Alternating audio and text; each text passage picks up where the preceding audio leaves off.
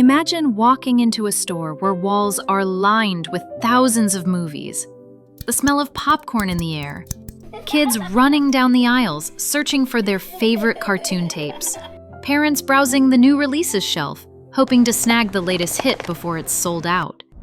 This was Blockbuster, a company so massive, so dominant, that in the 1990s it felt untouchable.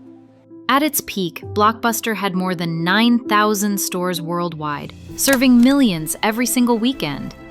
Renting movies wasn't just a business, it was a ritual. And yet, within just a decade, this empire collapsed. From king of entertainment to bankruptcy. Why? Because Blockbuster refused to change, while Netflix rewrote the rules. Blockbuster was founded in 1985 by David Cook in Dallas, Texas.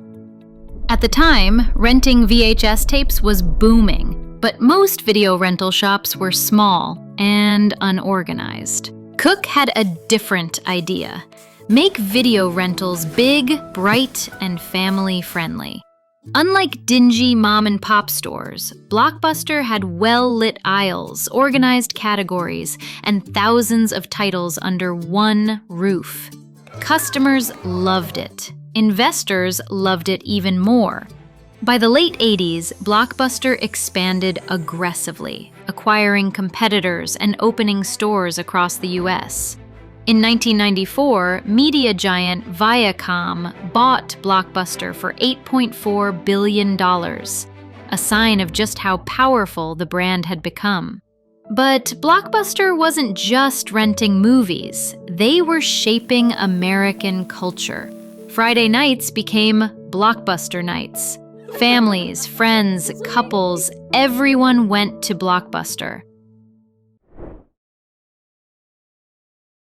But Blockbuster's success wasn't just about convenience. It was about profit, and lots of it. Their late fees became infamous. If you forgot to return your movie on time, Blockbuster could charge you $1 per day. With millions of rentals every week, these late fees made up nearly 16% of Blockbuster's revenue, hundreds of millions of dollars each year. It was a system customers hated, but Blockbuster couldn't resist. Those late fees were too profitable to give up. This obsession with short-term profit would come back to haunt them. In 1997, Reed Hastings and Mark Randolph founded Netflix. At first, it wasn't the streaming giant we know today. It was a simple DVD by-mail service. Customers could order DVDs online, and Netflix would deliver them straight to their homes. No late fees, no driving to a store, just convenience. At first, Blockbuster didn't see Netflix as a threat. After all, in the late 90s, the internet was slow, and DVD players weren't in every home. Netflix was tiny compared to Blockbuster's empire of thousands of stores. But Netflix had something Blockbuster didn't: a vision of the future. In 2000, Netflix approached Blockbuster with an offer. Buy us for $50 million. Together, we can build the future of home entertainment. Blockbuster laughed, literally. Executives in the room saw Netflix as a small niche business. They turned them down. That decision would go down as one of the biggest mistakes in business history. As the 2000s began, technology evolved. Internet speeds got faster. DVDs replaced VHS tapes. People wanted convenience, not late fees. Netflix innovated with a subscription model. Customers paid a flat monthly fee for unlimited rentals. No due dates, no penalties. Meanwhile, Blockbuster clung to its old ways. They did eventually launch an online service, but it was too little, too late. Their addiction to late fees meant they were reluctant to copy Netflix's subscription model quickly enough. By 2004, Netflix had over 4 million subscribers. Blockbuster's revenue was still huge, but the cracks had begun to show. In 2007, Netflix introduced streaming. At first, it was small, with just a handful of movies available online, but it was the start of something revolutionary. Customers could now watch instantly, no DVDs, no stores. Blockbuster tried to fight back. They eliminated late fees in 2005, but it was too late.